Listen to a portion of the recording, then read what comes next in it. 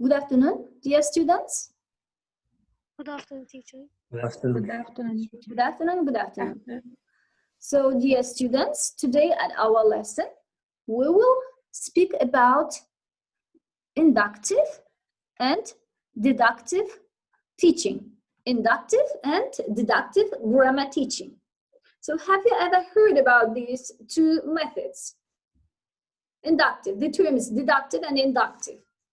So today we will give definitions to these two words, and then we will speak about advantages and the disadvantages of these two methods, and with the help of my presentation we will highlight this theme together with you. Now I will share PowerPoint presentation with you. So is it visible to you? Can you see it? Yes. Can you see the presentation? Yes. Okay, good. So deductive and inductive grammar teaching. So what does it mean? So as I have just told, first we will give definitions to these words. First we will give definition to the word inductive. Inductive teaching, also called discovery teaching or inquiry teaching, is based on the claim that knowledge is built primarily from a learner's experiences and interactions with phenomena. So, dear students, pay attention why this method is called discovery teaching. How do you think? Why is it called discovery teaching?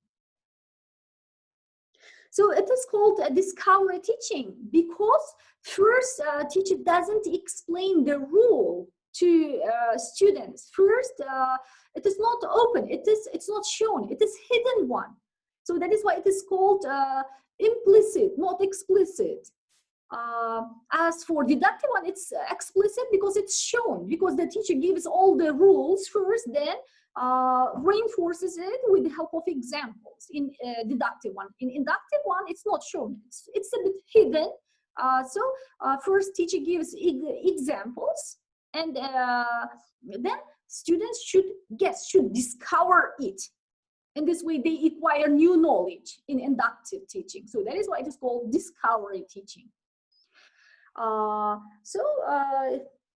Discovery teaching or inquiry teaching is based on the claim that knowledge is built primarily from a learner's experiences and interactions with phenomena.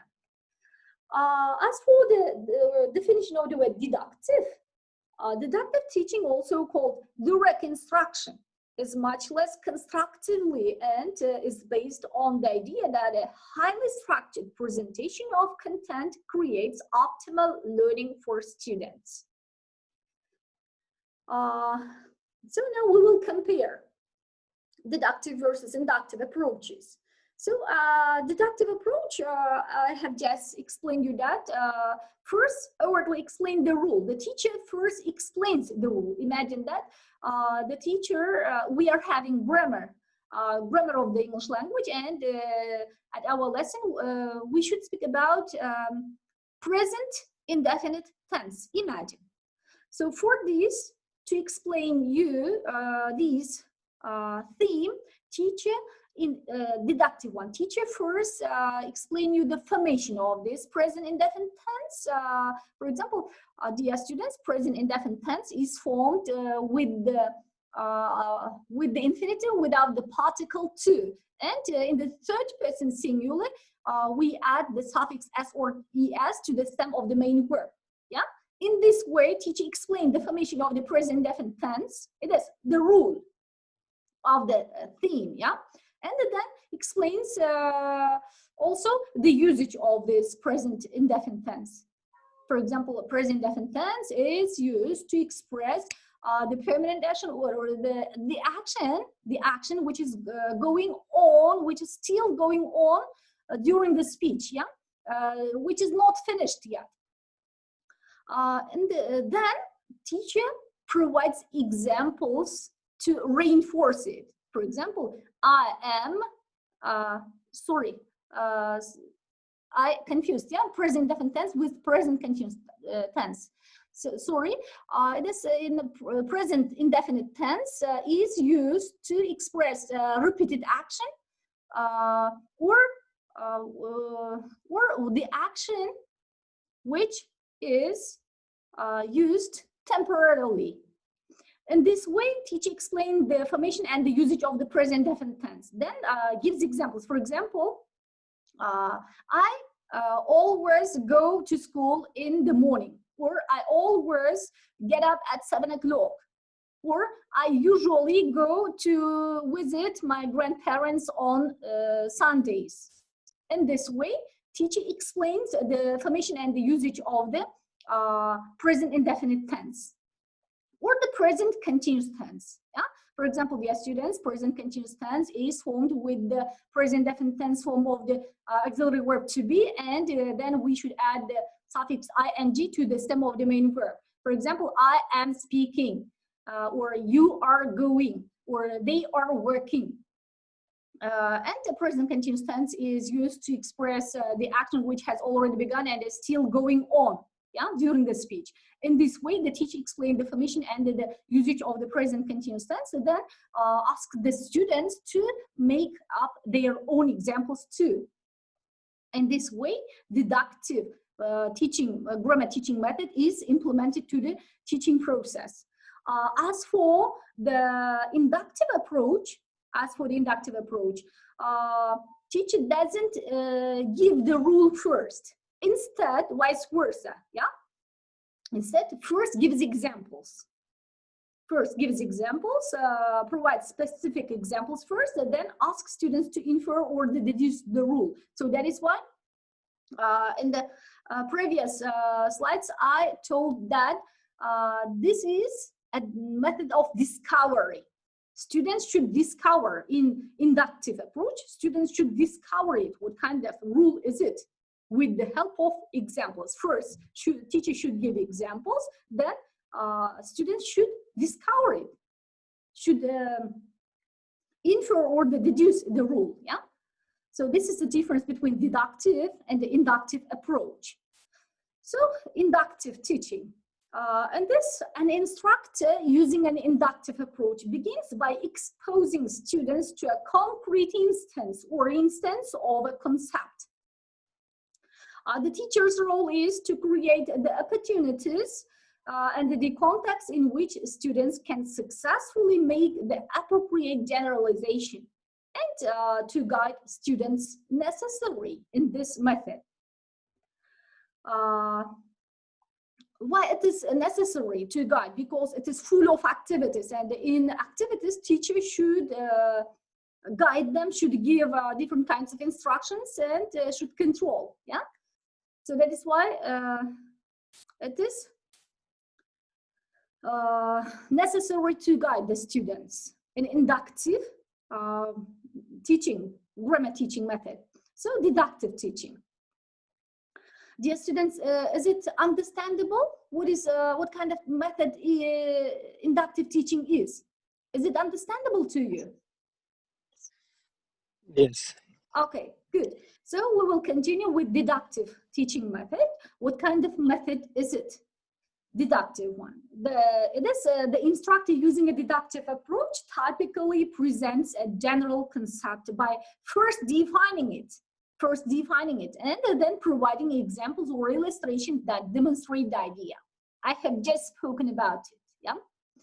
The students are given opportunities to practice with instructor guidance and the feedback. So now we will learn these two methods in comparison, yeah? Deductive versus inductive. It is a deductive method. It doesn't give any new knowledge. It doesn't give any new knowledge. Vice versa of it, in inductive method, it gives new knowledge. In deductive one, it's a method of verification. What does it mean, dear students? Why this method is called the method of verification? Because teacher first gives the examples and then verifies it with the help of examples, yeah? That is why, yeah, it is called a method of verification. There is nothing here to discover, to open. Everything is clearly seen here because, as I have just told, teacher first explains all the rule, yeah, the usage. If it is a tense form, teacher first explains the formation, then the usage of this tense form, and then provides it with the specific what examples, yeah, to reinforce. And in comparison with the inductive one, inductive method, it's not a method of verification, it's a method of discovery, yeah. So first examples are given, then the students should discover it, should find it, should open it, should guess it, what kind of rule is explained in these examples, yeah. That is why it is told that it's a method of discovery. As for deductive method, it is a method of instruction, deductive one. As for inductive one, it's not a method of instruction, it's a method of teaching. So in deductive one, a child gets ready-made information and makes use of it. Why child gets ready-made information? Because I have just told that teacher explains all the rule, all the rule. There is nothing here for a student to open or discover it, yeah? So that is why it is told that child gets ready-made information and makes use of it. And so after explaining, yeah, after when the teacher explains the formation or the usage of that tense form, then students use that information in their daily speech, for example, yeah, that tense form. As for inductive method, child acquires first-hand knowledge and information by actual observation. As for deductive method, it is a method of, it's a quick process. It's a quick process. And in inductive one, it is not a quick process, it is slow process. Because students should learn, should discover, should open, should guess. Yeah, so that is why it's a slow process. So in deductive one, it encourages dependence on other sources. In inductive one, it trains the mind, yeah? It trains the mind and it gives self-confidence and initiative. This is the difference between these two methods. There is less scope of activity in it in deductive one, vice versa of it. In inductive one, it's full of activity, this is also another difference between them. In deductive one, it is a downward process of thought and leads to useful results. And in inductive one, it is an upward process of thought and leads to principles. Using the grammar situation, the teacher would present the students with a variety of examples for a given concept without giving any introduction about the concept is used. As students see how the concept is used, it is hoped that they will notice how the concept is to be used and determine the grammar rule. As a conclusion to the activity, the teacher can ask the students to explain the grammar rule as a final check that they understand the concept. In which one, dear students? In inductive or deductive one? It happens. This happens. In which one?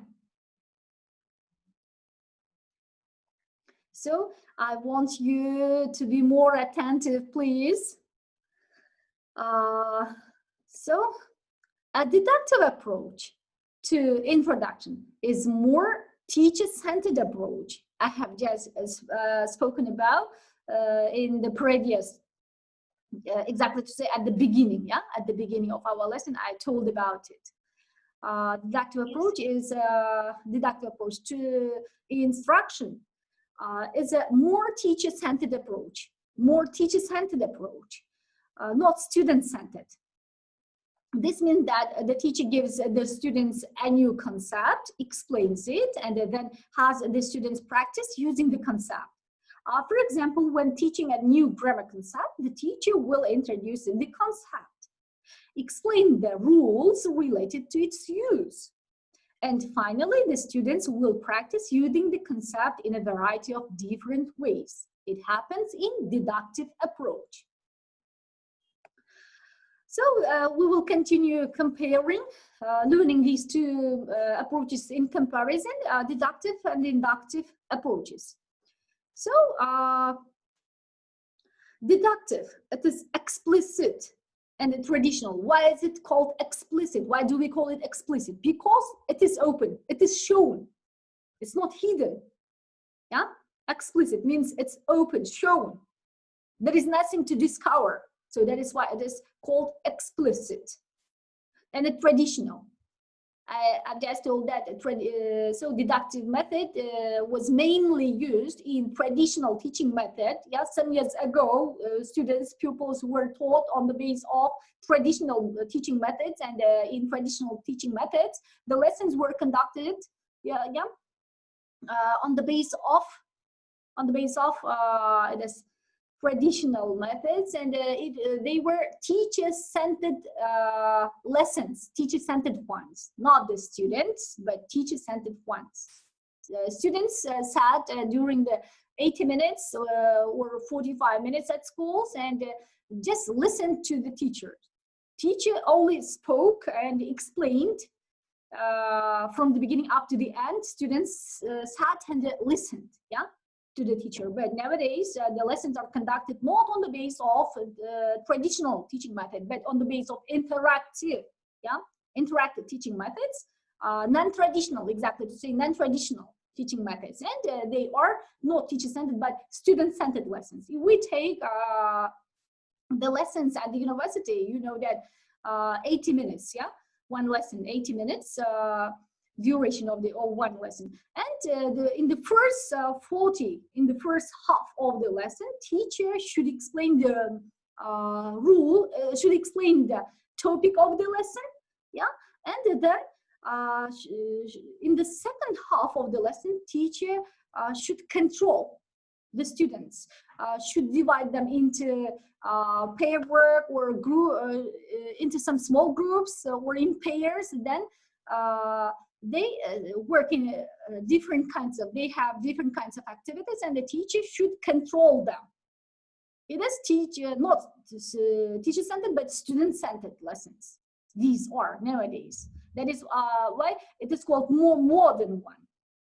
Yeah, deductive, explicit, that's traditional. Students learn grammar rule, yeah, and then use that rule in their practice. They practice then. Present, practice, produce. It happens in deductive approach. Vice versa of it in inductive one. It is more modern and it is implicit. Well, what does it mean implicit? Implicit, it means hidden, not open. They should discover it. This is the meaning of it. And here, use grammar rule and learn rule. Yeah. So the rule is given in context. In which one? In inductive teaching method. So teacher shows examples. Students discover the rule in this one. And now let's speak about the advantages and disadvantages. The first advantage of the inductive approach, students may draw approaches. Inductive approach can increase the creativity. Inductive approach showed better long-term retention ability and meet the challenges of the new world. In inductive, it happens in inductive approach. And as for the advantage of the deductive one, some educators have suggested that deductive teaching can be critically important for students with learning disabilities. Some learn best through a deductive approach.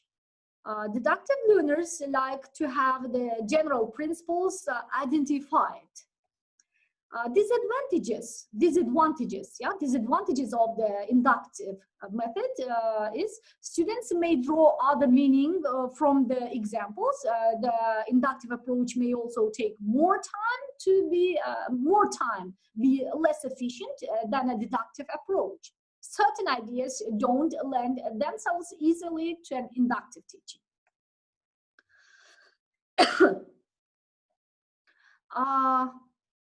In deductive one, the disadvantage of deductive approach, it doesn't allow for divergent student thinking. It also doesn't emphasize students' reasoning and problem solving. A deductive approach cannot increase the creativities. So, dear students, this is all. Yeah, that is all about deductive and inductive